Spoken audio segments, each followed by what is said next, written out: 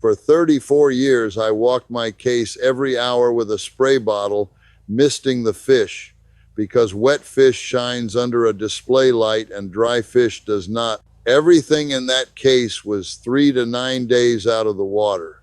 The best product in the building was frozen solid in a chest in the back where nobody ever looked, and I sold it at a discount because customers assumed it was second best. Here is my claim, and I want you to hold me to it. By the end of this, you will buy frozen on purpose and eat better fish for less money. Not all frozen is worth having, and the thawing is where most people throw the advantage away, and I will show you both. 12 items. 2 my trade will not thank me for. Good. Nothing to buy at the end of this. Here is number 1. Number 1. The comparison you think you are making is not the one in front of you. When somebody says fresh beats frozen, the picture in their head is a fish landed this morning against a block that has been in a warehouse since spring. That comparison is real and fresh wins it. It also almost never happens because nobody sells you a fish landed this morning. Run the actual timeline instead. A freezer boat pulls a fish, guts it, and puts it into a blast freezer within an hour or two, sometimes less. Meanwhile, the fish in the glass case came off a boat that stayed out for days, went through a port, went onto a truck, went through a distributor, and reached the shop where it sat under a light. 3 days is a good outcome. 6 is common. 9 is not unusual on a species that does not move fast. So the honest comparison is a fish stopped at hour 2 against a fish that has been slowly deteriorating for a week. Freezing does not improve anything, and I want that understood before I go any further. What freezing does is stop the clock. The only question that matters is where the clock was when somebody stopped it. Number 2, water inside a fish turns to ice between 25 and 31 degrees, and the time spent inside that band decides nearly everything. That is a narrow window, and it is the only part of the process that matters. Cross it in minutes, and the water forms an enormous number of very small crystals distributed through the tissue, doing very little. Crawl across it over 8 or 10 hours, and you get a small number of large ones instead, sitting in the spaces between the muscle cells and pulling water out of them as they grow. A commercial blast freezer moves a fillet through that band in minutes. A domestic freezer set at 0 takes most of a day to do the same thing to the same piece of fish. Now the part that is on my side of the counter. We put fish on a sign as fresh that had been frozen and thawed in the back, which is entirely legal and which I did without a second thought for most of my career. Nobody asked. The sign said fresh, the fish was cold and wet and shining, and the only person in the building who knew when it had come out of the freezer was me. Number 3. Now let me take apart the explanation I just gave you, because it is only about half right, and you deserve better than a tidy story. The version everybody repeats, including the version I gave you 60 seconds ago, is that big ice crystals are little knives. They form, they puncture the cell walls, the cells burst, and when the fish thaws, all the liquid pours out through the holes. It is a satisfying picture. You can see it happening in your head. The people who actually study this do not think that is where most of the damage comes from. The problem with the knife picture is that fish muscle cell walls turn out to be considerably more elastic than the story requires. They stretch around a growing crystal rather than splitting open. And most of the water inside fish muscle is not free water sloshing about waiting for an exit. It is bound to the proteins held in something closer to a gel, so even if you did punch a hole in a cell, you would not get the flood the picture promises. What is actually happening is slower and less dramatic and harder to draw. As water freezes out of the tissue, everything that was dissolved in it stays behind in whatever liquid remains. Salts, minerals, enzymes.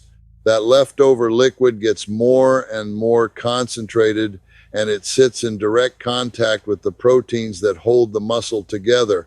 Given hours, that concentrated solution unfolds those proteins. Once a protein is unfolded, it can no longer hold on to water the way it did, and it does not fold back when you thaw the fish. The moisture that runs out onto your plate did not escape through a puncture. It was let go by proteins that stopped being able to grip it. So the practical conclusion does not move an inch. Fast freezing is better, cold storage is better, and everything else in this video still stands. What changes is why, and I think you should have the real reason rather than a metaphor. I am also telling you this because it is a decent test of anybody explaining food to you. The knife story is repeated confidently by a great many people who read it on a package and never checked. Somebody willing to say the mechanism is more complicated than the diagram is somebody worth listening to on the next thing. Number 4. -4 against -40, and there are hard numbers on this. Norwegian researchers ran the comparison properly. They took fish, froze it, and held one batch at -4 degrees Fahrenheit, which is roughly what a decent home freezer manages and what the federal parasite rules ask for. The other batch went to -40. The measure they used was liquid loss on thawing, which is the honest test, because water that runs out of the fish is water that will not be in it when you eat it. The batch held at -4 lost between 4 and 9% of itself after 6 months. 6 months. The batch held at -40 stayed under 4% for 26 months, and it was still under 4% at the end of the study. So the colder fish, more than 2 years in, was in better condition than the warmer fish was at half a year. That is not a small difference, and it is not a marginal one. It is the difference between fish you would serve and fish you would apologize for. Number 5, and here is why that gap opens up, which surprised me when I first learned it. At -4 degrees, a fish is not actually frozen, not entirely. A meaningful fraction of the water in that muscle is still liquid, held in pockets between the crystals with all the dissolved salt concentrated into it, and that is precisely the condition I described a minute ago as the one that unfolds proteins. Worse, that unfrozen water is available to the crystals. They keep growing. Large crystals pull water away from small ones and get larger still, slowly, over months, in a freezer that appears to be doing nothing at all. Now add temperature swings on top of that. Every time a freezer warms slightly, more water goes liquid and the crystals merge. Every time it cools, they refreeze bigger. And a frost-free freezer, which is what almost everyone owns now, works by deliberately warming itself on a timer to melt the frost off its coils. That cycle runs several times a day, and everything inside it partially thaws and refreezes each time. So a fish can be frozen perfectly at sea and still arrive in poor condition because the freezing was only the first half of the job and the storage was the second. Number 6, super frozen, and this is the number that ought to change how you think about raw fish. Tuna destined for serious sashimi counters gets frozen and held somewhere between -58 and -76 degrees Fahrenheit, not -4, not -20, below -50, and in some operations well below it. At that temperature, essentially all the water in the muscle is genuinely solid. There is no pocket of concentrated brine left sitting against the proteins, so the slow unfolding I described does not get started. The crystals cannot grow because there is nothing liquid for them to grow into. A loin held that way for a year comes out closer to where it went in than a fish held at -4 does after 2 months. So, when a good counter serves you raw tuna, the fish very probably spent time in a freezer that would take the skin off your hand. That is not a compromise they made. It is the reason the piece in front of you is any good, and there is a practical lesson in it. Sushi grade is a phrase with nothing behind it, printed by whoever owns the printer. Super frozen at -60 is a specification, and a supplier who states one is telling you something checkable. Ask which of those two you are being sold. Number 7. Your freezer is the problem here, not freezing, and I have to be straight with you about that. A household unit is not built to move things quickly through the band I described earlier. It is built to hold things cold, which is a different job. Put a 2-inch piece of fish in there and it will take the better part of a day to freeze through, which is exactly the slow crawl that concentrates the salt and unfolds the protein. You can improve it at the margins. Turn the setting to its coldest a few hours before you put anything in. Freeze small and thin rather than thick and whole. Do not load in a lot at once, because every warm item you add raises the temperature for everything already in there. Put fish at the back and the bottom, away from the door, but understand what that gets you, which is a less bad version of the bad option. Home frozen fish will not match a fish that was blast frozen at sea, and no arrangement of shelves changes that. If you have the choice, buy it already frozen and leave it that way. Number 8, read the package, because it will tell you almost everything if you know the 4 things to look at. The first is the phrase frozen at sea, sometimes abbreviated on a box. That means the fish went into a freezer on the boat, which is the only version where the clock stopped in hours rather than days. It is not the same as previously frozen, which tells you a fish was frozen at some point by somebody for some reason and nothing at all about when. Second is a date, a freezing date or a packing date printed somewhere. Its absence is not proof of anything, but a supplier proud of their handling tends to say when it happened. Third, look for whether the fish was frozen once. Some product is frozen at sea, thawed ashore for cutting, and frozen again, which puts it through that 25 to 31 degree band a second time with everything that implies. Fourth, and this one costs nothing, pick the package up and try to bend it. Federal guidance is straightforward here. Frozen fish should be hard. If a fillet flexes in your hand, it has been warmer than it should have been at some point, and you are looking at the end of a broken cold chain. While you are holding it, look for frost or loose ice crystals inside the bag, because that ice was water in the fish before it migrated out, and it only migrates when the temperature has been moving. Number 9, glaze and what you are actually paying for.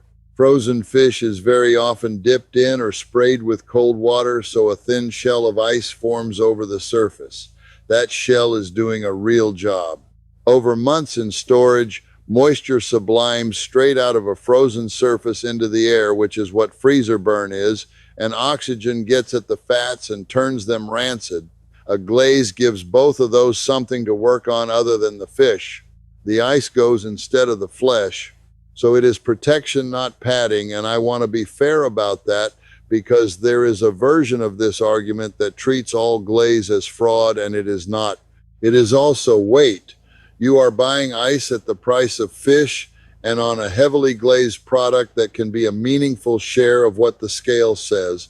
A reputable package states net weight after the glaze is removed. One that quotes you a single number and stays quiet about glazing is asking you to guess. Number 10, take the fish out of the bag before you thaw it. Every time, without exception. This is the one item on the list that is not about quality, and it is the reason I wanted to make this video at all. Most frozen fish now arrives vacuum sealed. The trade calls that reduced oxygen packaging, and the reason for it is sound, because removing the air slows oxidation and stops the surface drying out. It also creates an environment with almost no oxygen in it, and there is an organism that regards that as an invitation. Clostridium botulinum. It lives in soil and in sediment and in the guts of fish, which means it is not an exotic contaminant, it is ordinary and it is everywhere. It survives as a spore, doing nothing until it finds conditions it likes. Those conditions are moisture, low acid, no oxygen, and warmth. A sealed bag of thawing fish supplies all 4. The type associated with seafood will grow at temperatures as low as 38 degrees. Read that number carefully, because a good many home refrigerators sit above it. Mine did for years before I ever thought to check. What it produces is a neurotoxin that causes paralysis and can kill. You cannot see it, you cannot smell it, and it does not change the taste of anything. There is no version of this where the fish warns you. Now, I want to be proportionate. This is rare. Vanishingly few people are harmed this way each year, and I am not telling you to be frightened of your freezer. I am telling you that the fix takes 4 seconds and costs nothing, and that when the downside is paralysis, you do not need a high probability to justify 4 seconds. So here is the whole instruction. Cut the bag open before the fish goes anywhere near a refrigerator. Slide the fillet out onto a plate or into a container, cover it loosely so air can still reach it, and thaw it in the cold. That is it. Opening the bag lets oxygen in, and with oxygen present, the spores stay spores. The Federal Food Code requires exactly this, and most commercial packages have the instruction printed somewhere on the back. I read those bags for a living, and I would guess that fewer than one customer in 100 has ever read one. Never on a counter, never in hot water, never sealed. Number 11. The rest of thawing, which is simpler than it sounds and matters more than most people believe. The default is overnight in the refrigerator at the back and the bottom where it is coldest. Once the fish is out of its bag, set it on a rack over a tray or a plate rather than flat on a dish, because whatever comes out of it will pool underneath and the underside will sit in that liquid for 8 hours getting soft. A rack costs nothing, and it is the difference between a fillet that arrives firm and one that arrives waterlogged on one side. When you have not planned ahead, cold running water works. Not warm, not standing water in a bowl, and not the tap turned up. Cold, moving 20 or 30 minutes for an ordinary fillet and then cook it that day. You can also skip thawing entirely, and for some methods it is better. Baking, poaching, and steaming all work directly from frozen with a few extra minutes.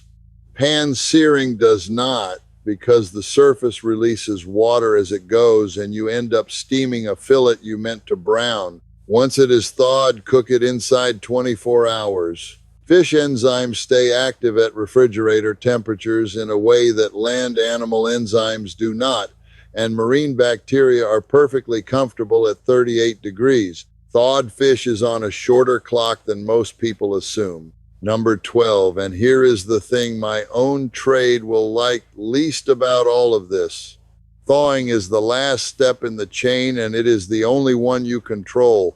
Everything before it happened to that fish somewhere you could not see, at a temperature nobody told you about, on a schedule set by somebody else. The thaw is yours. It is also the step the trade performs worst, and not through incompetence.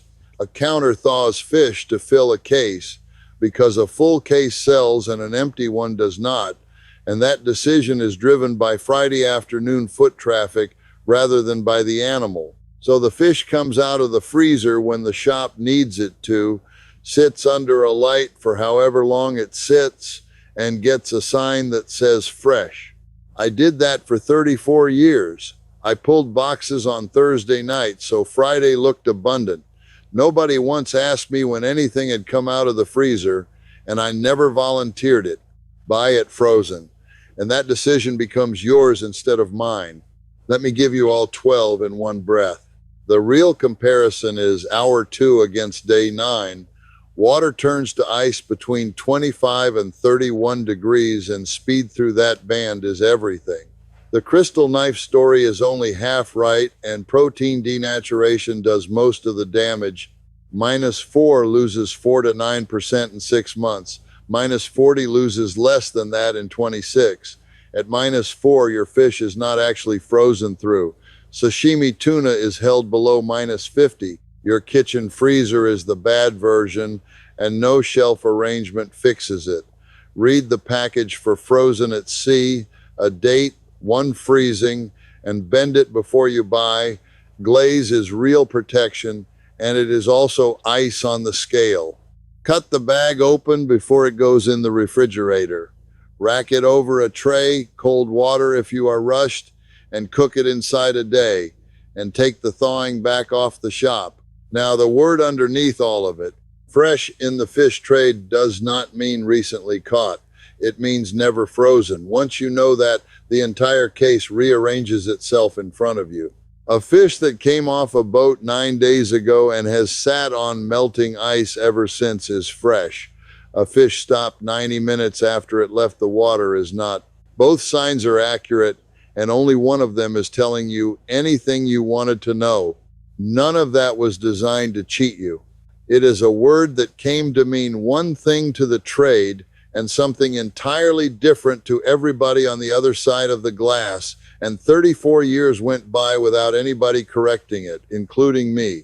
A man asked me once whether the halibut was fresh. It was, and it was also 6 days old, and there were frozen at sea fillets in the back that had gone into a blast freezer within the hour of being caught. I said yes, and sold him the 6-day-old fish at the higher price. He asked a question that could not get him the answer he wanted, and I did not tell him he was asking the wrong one. So tell me in the comments where you are watching from and whether you have ever bought fish frozen on purpose. And if somebody older than you had a rule about ice or freezing that is written down nowhere, put it there too, because those are the ones I read twice. Next time I am going to show you how to tell a living shellfish from a dead one at a counter in about 2 seconds without asking anybody. There is one mistake in that aisle that will make you seriously ill, and I will show you that before anything else.